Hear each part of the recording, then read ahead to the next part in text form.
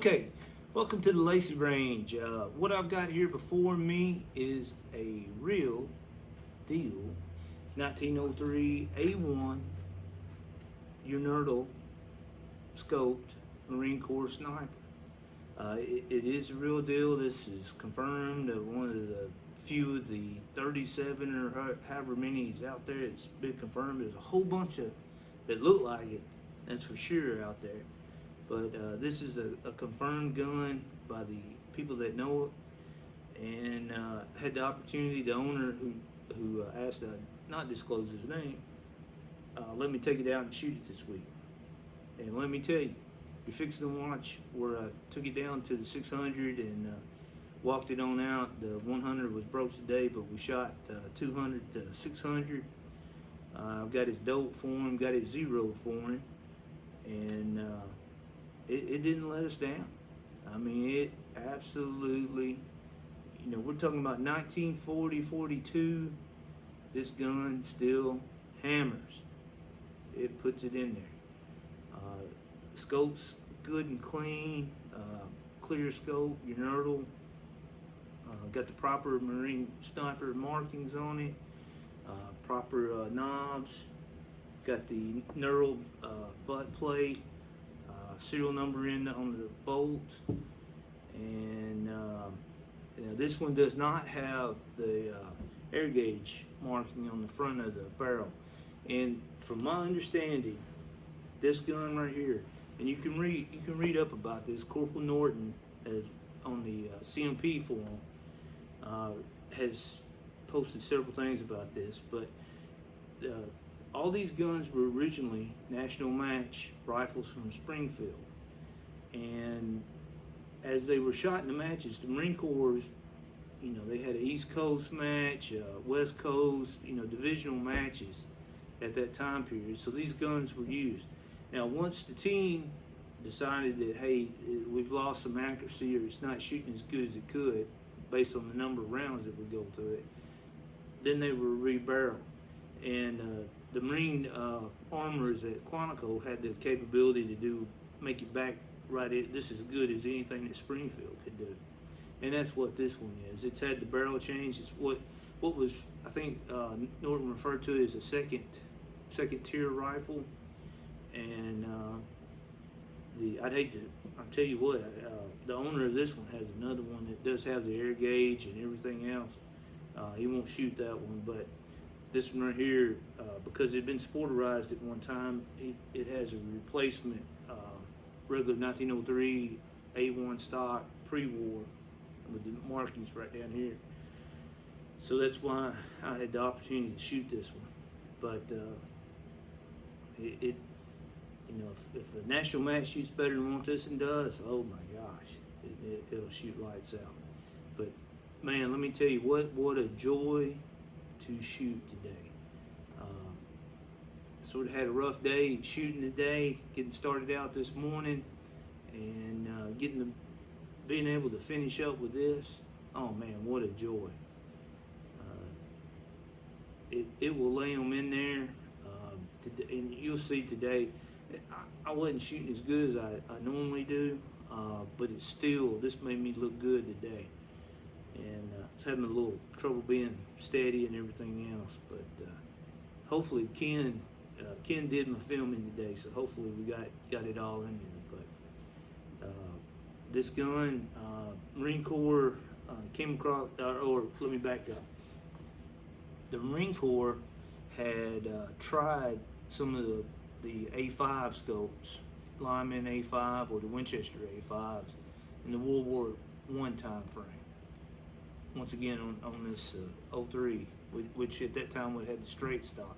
And there are still, let me say that, there are these guns out here that still have legitimate guns that have the straight stock on them. The Marine Corps didn't put the A1s on all of them. But they tried that, and I can't remember when Mr. Unerdal started building scopes, but this was not their first pick, but it was what was available. So it ended up with the Unerdals on it, a fragile system. I mean, this is all built really for target shooting per se. And I really don't see nothing on it from the standard Unerdals that you can find running around. In fact, I've got a replica of this same gun that I use for CMP competitions, and there's nothing different really on this. This does have a different set of knobs than what mine do, but it's just not a super tough system. And if you don't know about it, when you shoot, the scope will slide forward just like that right there. And what that's doing, it's letting it, as the recoil goes back and lets it slide back, it's not slamming the scope. And you know, once again, at that time, almost all the scopes were fragile, except for the Germans. What they were making some real good scopes by then. But you have to slide it back, rack your bolt, and load the next round. So in rapid fire event, it can be done, but it's just a little bit slower. But and then on the clicks, these are supposed to be quarter-minute clicks. Now today, I didn't take my time to do it, but it sure didn't seem like quarter-minute clicks. It didn't take as many clicks as what my other Unerdal that is not a Marine Corps Unerdal takes. Normally I think I go 68 to 72 at 600 with it, and I think today I got up to 50, 51. So I don't know. Maybe if I get time, I'll take it out here in the 100 and shoot a few more rounds and just measure what each click does for it. That way, so we know how much MOA, just to prove it. I know what it's supposed to be. I'm pretty sure it's supposed to be quartered, but y'all may be able to look that up and prove me wrong on that. But the other thing about it that gave me a fit today is zeroing it. Okay, I've got the knob zeroed out. All right. Normally, if you start going up as you go, like from 100, 200, 300, you would turn the knob and it would go 1, 2, 3, 4, 5, 6, 7, 8, 9. Okay, on this one, and I'm assuming this is the correct knobs for it, because this is the first one I've ever really got to mess around with that I knew that was authenticated. But you actually go 24, 23. You go opposite of what we normally do, and especially today as you go up. So I don't know. I don't know if what's the reason. I'm sure Corporal Norton or some of them would get it out there and get me straight on it. And I may check with them just to see, but it went opposite, and it really gives you a modern shooter. Gives me a fit. That's all I can say. But I got it working. I got the dope on it out to 600. So the owner, hopefully he shoots this gun, and I highly recommend that you take it and shoot it. Because I mean, really, the load that he runs the same load that I do. I mean, it could always blow one up, but very unlikely. As long as you take your time, load your ammo right. It's not a butt-kicking load. It's a load that will get it out to 800, 900 yards, no problem. But it's good and steady, and so hopefully he'll shoot it some. He does have another one, like I said, and that one he will not shoot because everything's still original. But well, anyway, let's go on. Let's go into the rest of the video. Watch me shoot it. Ken's videoing it, and we'll see you on the tail end. Recording 200 yards. Okay, Marine 03A1 with Unerdal at 200 yards. Five clicks into the scope. Scope's all the way back. Bottom of the inverted triangle.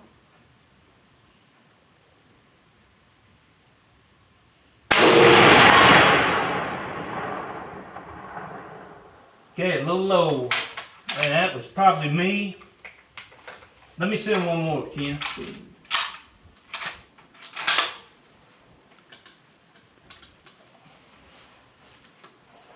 Okay. Still up? Recording, go ahead, send it.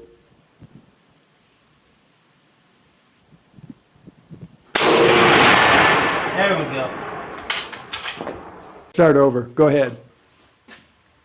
Okay, I added in 5 more clicks for 300. Scopes back.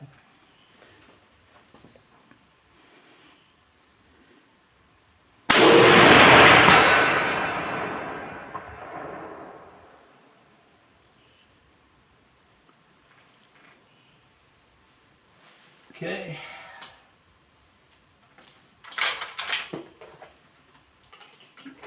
I'm gonna send another one, Ken. Okay, yeah, that's 8 o'clock on the left edge. Yeah.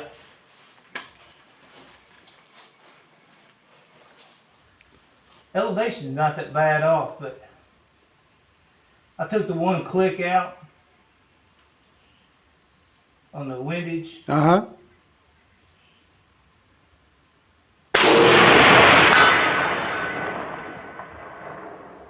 That's right in there, isn't it? Looks like it to me, but I can't believe my lying eyes. Yeah, that looked like it was right in there, Tony. Okay. I'd bet your life on it. Okay, action. Okay, I've added 5 more clicks into it for 400. I have not shot 400 before with it, so this may be on, it may not be. So.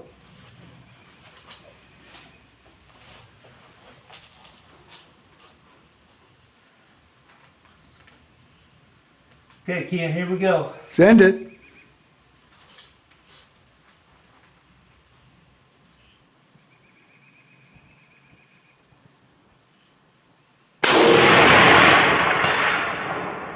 Seven o'clock, Tony, right on the edge of the plate. Yep, I see it. Okay. I'm gonna go 5 more clicks.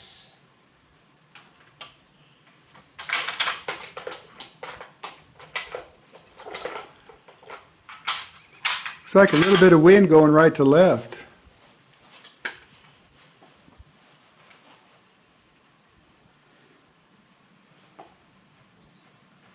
Okay, here we go. Shot number 2.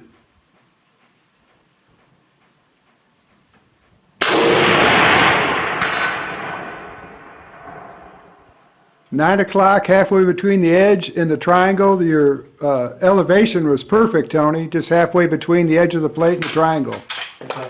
I feel like that's a little bit of the wind working on us. Yeah, because you're directly above your first shot. So I ended up having to go up 10 clicks.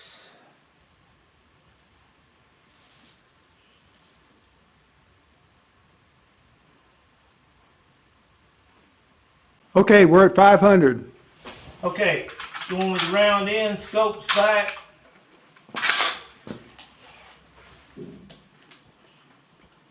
I'm gonna raise up my rest just a little bit.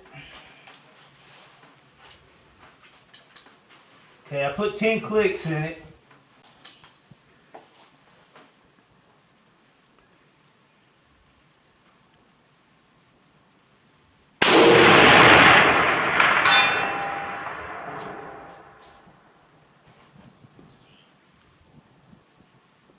Man.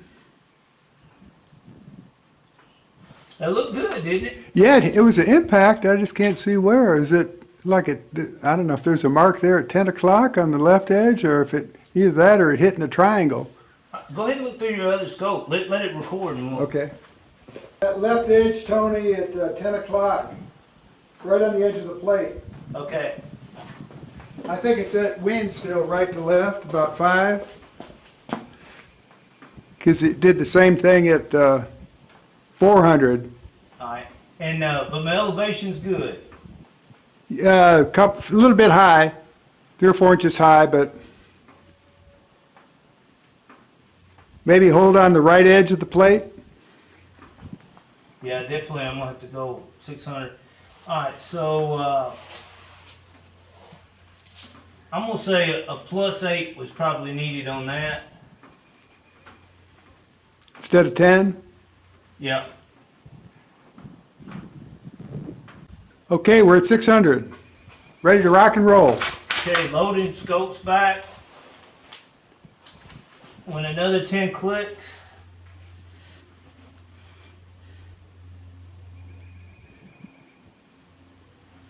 Okay, I'm gonna hold on the right edge. That wind is going pretty strong up there, right to left. Okay.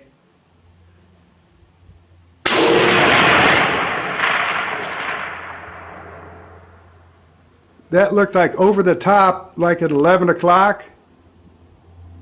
If I had to bet your life on it, that's what I'd call. Okay, let me drop down 3 clicks.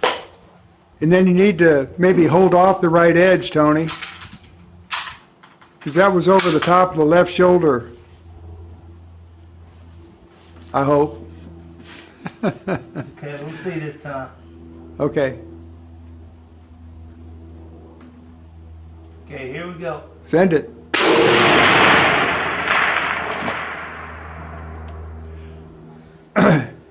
It was, elevation was further to the right, like over the head, but still over the top. You need to come down half the distance of the plate.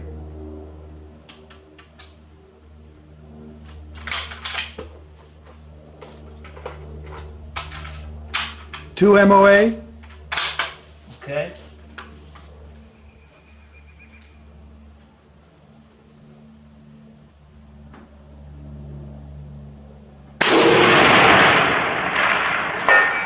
Impact. Let me check it through my scope. Okay, Tony, that was just above the triangle, about 3 inches above the triangle and about an inch to the right. Oh, okay. So about as good as I'm gonna get it. Yeah. Okay, Lacey Range viewers. I know your little minds are wondering. Well, Lacey showed us, you know, how it shoots out to 600. How does it grow? Okay, so we're at the day after. This will be the final part of the video, so hang on. Alright, 68 degrees. I'm shooting from my bench today. I've got my 5 clicks in. So we'll go at 200 and see if my point of impact and point of aim stay the same. And then we'll continue on and shoot the group and see what we got.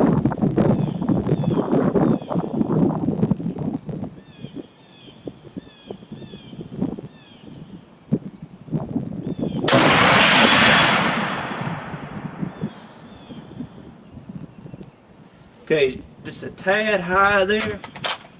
Well, let me kick it out that far. So I'm not going to adjust anything. Stay right there where I'm at.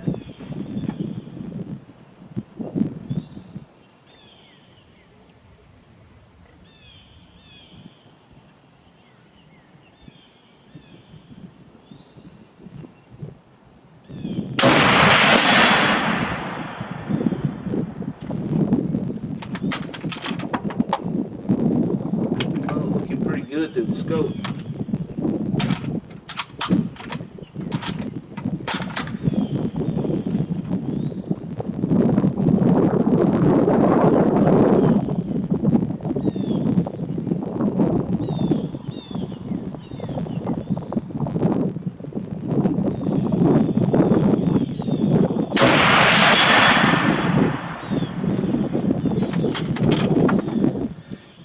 As you can probably hear it, I've got a little wind coming off my right shoulder here, coming out of the south.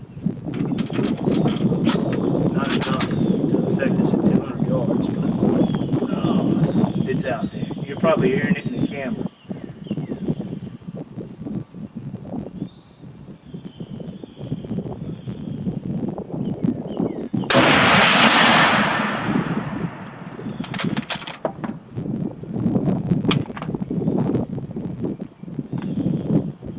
Okay, this is shot number 5.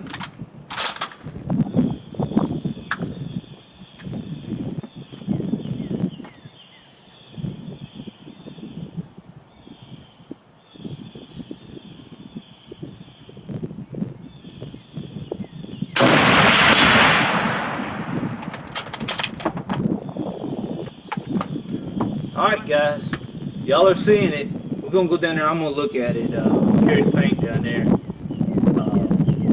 But I can tell you, just looking through this scope, a head would not be a problem. So let's go down there, look it, and we'll end this up. Okay, Lacey Range viewers, we're down here at the 200. I have an impact here, here, and it looks like 2 over here. So about 1.5 MOA gun, and probably I can tell you it shoots better than that. But this is Tony Lacey, and I don't know. I'm pretty happy with it. I hope y'all have enjoyed this video, and this right here, I can tell you, our vintage sniper matches, this could win a match, no problem at all. And you know, I think right here, this of course is a much smaller head, especially smaller than my head, but you could hold it, you could do it. Good day, good rest, get everything calm, you could do it. So get back with us, get out and shoot, watch my other videos, subscribe. It's the first time you've heard me say that, but subscribe. And if you get a chance, also get out there and watch Rob Ski's videos on the Vintage Rifle Shooters Club, making some good stuff out there. And we'll see you soon.